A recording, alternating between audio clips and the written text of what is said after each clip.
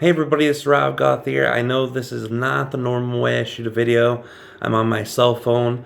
I'm actually only at home to feed our beautiful Genie kitty, but I also had a little bit of time to get this video cut up real quick. The last video we did was on a quick binge, but I've been at the hospital now for 12 days with my son. As you guys know, he has cerebral palsy, extreme cerebral palsy. He doesn't walk, talk, can't move, can't feed himself anything. So he ended up having seizures and was hospitalized last month in October before our Asheville trip. When I got back from the Asheville trip and picked him up, he went to the hospital. After that, he went to his mom. So when I got him back, he ended up going right up to the hospital.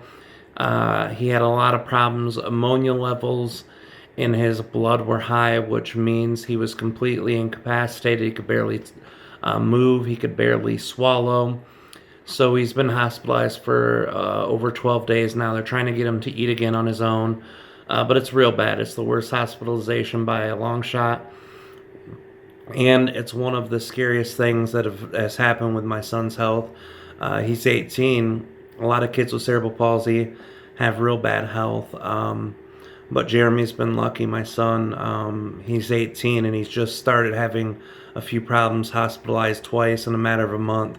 So anyway, that's why these videos haven't been coming out. We've been meaning to do a lot of them. But this one we shot before I got Jeremy back and before he went to the hospital. But we're working on day 12 at the hospital. Please send your love and prayers and enjoy the Ramiel channeling video, guys. We love ya. Greetings to you all. This is Aridif, that is Aridif, and this is it spelled. Before diving into your Galactic monthly channeling, we wish to express two things. First, above and beyond all things expressed within this evening, to know, feel, and perceive that you are loved, in our perspective, is the utmost importance. And secondly, we wish to express our own excitement to co-create with you in this moment, in all next, and in all last moments of your own co-created collective linear time. We wish to bring forward a construct in this day that is slightly different to the constructs in which we have previously brought them forward. All of the energies that we have created within this co-created collective dealing with the galactic consciousness is our own representation of the galactic collective consciousness through many different formats and through a high spectrum of different energies, mostly involving and surrounding the constructs of those that co-create with the human collective consciousness, those energies that create for the purpose of co-creation or directly intervening with the co-creation of the human collective consciousness itself. Out of all of those energies, we have always brought forward a representation of an entire race, whether it was one entity speaking for the entire race or for the entire collective consciousness speaking through fractalized versions of themselves in small collectives. We have always brought forward a representation, but in this moment, we wish to bring forward one fractal consciousness of energy. This fractal consciousness is surrounded. Curiosity is piqued by both Rob and Kalina through synchronicities. Synchronicities that to their perspective were uncanny, wide-ridden, and tightly woven together. We will bring forward the energy of Ramiel in this moment. Greetings to the human collective. It is a very important interaction and a very important intersection of interaction from Ramiel. I am the one historically that you call Ramiel. Many of you saw the Elohim as gods. Many of you saw them as a collective of extraterrestrial beings or extra-dimensional beings. But that was more than just the Elohim. The Elohim consciousness became muddled with many different races, but humans still referred to all of the races as Elohim. The reason this happened is because many of these other beings that created for humankind's benefit to help teach these beings did so with the help and teaming with the Elohim. Most of the beings who humans believed were Elohim were beings that were humanoid, very similar to the way that you as humans look. Some of them were not. Some of them were avian beings, and these avian beings had human faces and wings and feathers on their body. These beings were considered angels, and that is where Ramiel comes. The energy of the avian collective that worked hand in hand with the energy of Elohim for humankind's benefit was exactly how I created my own energy with many humans long ago. The Elohim and ourselves came to humankind for one reason. We saw the degradation of human consciousness, the destruction of human consciousness, not because your DNA was destroyed, but it was degraded from its original purpose.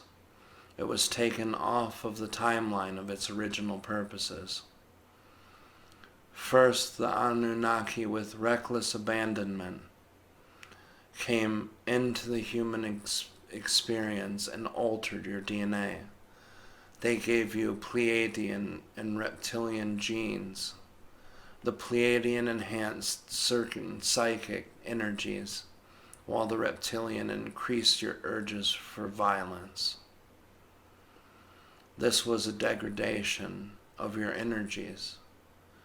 As humans, you are on track to be beautiful beings, some of those you've met and some of those you've connected with that were capable of high telepathy and beautiful resonance with the planet you live upon. Then along later came more reptilian energy into your DNA. So many races placing their nose into your business, so many races hurting the chance of your proper growth. The Elohim saw it fit to add their own DNA to counterbalance the negative effects of the reptilian and negative humanoid DNA that you were given. We supported this because we saw the effects immediately on how mankind changed after. Look at your biblical text. Before the energy of Noah, before Noah's descendants, there were two tribes of men. The tribes of men who were relatives to Khen, who came through and destroyed the earth around them, who were violent beings, who were directly responsible for wars, murder, and destruction of many foundations of natural earth. Then the Bible said the descendants of Abel were kind to the earth, lived with the earth, lived in harmony, did not need to eat the flesh of animals to survive. Those beings were thought to be descendants of Abel. What really occurred were those humans that the Elohim were able to splice their own DNA became less savage with one another, became less horrible to one another, started reassembling their own energy and resonance with Earth itself as a planet, as a consciousness. We saw that what the Elohim were doing was helpful to mankind, to humans alike. There were still many that were untouched, but effortlessly, the more that the humans would spread out from the area, where the Elohim were originally splicing the DNA in new children, the population grew quickly. It spread out greatly to other humans. And within less than 600 years, humans were almost all integrated with the DNA. This was a large victory for us. I myself worked with many of the human representatives. We thought it was important to give them their own councils, to let the elders speak for the entire tribe and nations that they worked with. Thousands of humans under the direction of the oldest and wisest beings was something that was similar to our race as an avian collective and the Elohim as a human collective. At this time, many of the Elohim had already started separating from the original group that came. They started seeing that even the modified versions of humans were still volatile in some degrees. They thought that it was a failure. They thought that it wasn't appropriate. And they thought that they were not helping humans but hurting them. They revolted. This revolt led many of the humans to believe that there were revolts within gods and angels. They saw all of the members of our own race as angels. They saw our wings. They saw our human faces. They saw our ability to fly and believed us to be the messengers of God. We often acted as a buffer between the highest ranking Elohim officers with the human elders, so they considered us the messengers of God directly. I myself worked with a very singular purpose, to share information and energy with humans.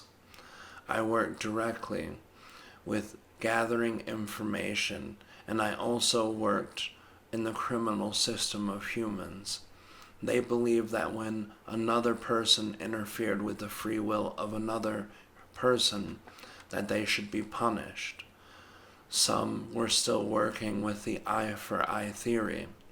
We tried to get them away from this model because we knew that this wouldn't always be appropriate for punishment against someone who commits a crime against another. We tried to teach them the way, but when it came time for executions, or sometimes during large disputes, the killing of hundreds of people, I would step in and defend those people from losing their lives and try to teach them a better way of handling their own energies and issues. This was seen as a reinforcement of God, a reformatter of those unlawful beings. I also archived a great deal about human behavior at this point. I alone on earth was there for over 4 generations at 600 years. Human beings were living sometimes up to 3, 4, or even 500 years at that time. Many beings who are now literary figures in your Bible were there at the time speaking. There was a man who all of you know as Enoch. Enoch and myself were very close. He took the words, he heeded the information from those that were still in a pure alignment with Elohim and shared them. He also integrated information at such a high rate that he was able to bring his consciousness to a whole different level in a short time. He was so highly conscious, even higher than many of the lower rankings of the Elohim, that once the Elohim saw their mission done, left with Enoch. Enoch left with the Elohim and lived with them for hundreds of years. His lifespan was much longer than any other human. Even though Methuselah was recorded to be the longest living human at 900 years, this was miscalculation, misunderstandings, and inaccurate informations. Methuselah died at 700 and was still considered one of the oldest, but Enoch was a being who lived much longer, over 1200 years in the human year versions. The purpose of me bringing my information to all of you is to represent your own energy, and representing that energy shows all races who ever lent a hand to help you get into track, to show them that the energy was worth it, to show that our efforts weren't undesirable or unneeded, to show the energies that we gave and you received and understood. Tapping into your Elohim energies are also a very fast track to understanding your history. The Elohim DNA carries its own linear history written within it in a high accessibility rate. If you are born as an Elohim, you're able to access hundreds of generations with thought and telepathy alone. You all have that capacity. Because of the reptilian interference in your DNA, this comes out as epigenetics in your energies. This was misfortune, and this was very unfortunate, but that is how the energy translated from our DNA energy to the Elohims, and from the Elohims to yours. Founding the different races between the Elohims and ourselves was also important. We created hundreds of different races, and some of those races still communicate with you. Hybridization of our race and the Elohim created many of the avian beings who exist on your planet, and even through the Egyptian times, some came back to you and spoke to you.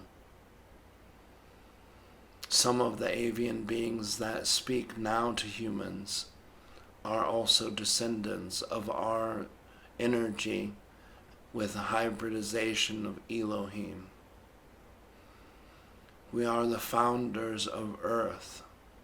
We are the founders of love being integrated to the Earth.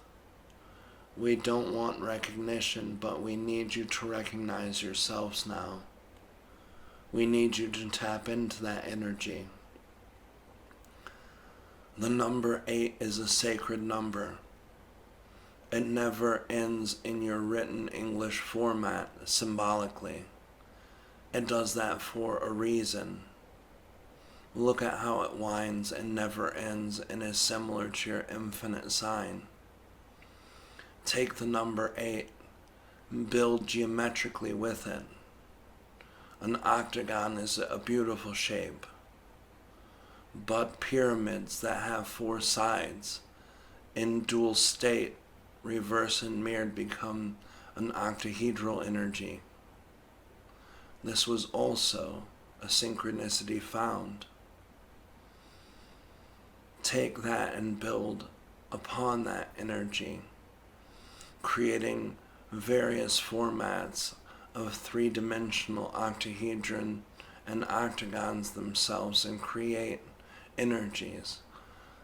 Flowers of life can be found within the octahedron, the octagon, and even the number 8 itself. That pattern is consistent to all things created geometrically, energetically, and through consciousness. We want you and need you to recognize the greatness in yourself, because you are at the great turning point. All of you are in the zone of changing and shifting now, and your shift now creates the next shift for you. Be conscious of your hearts. Be conscious of the energy that lies between your chakras. Be consciousness of your relationship with other beings. Ramiel will disconnect.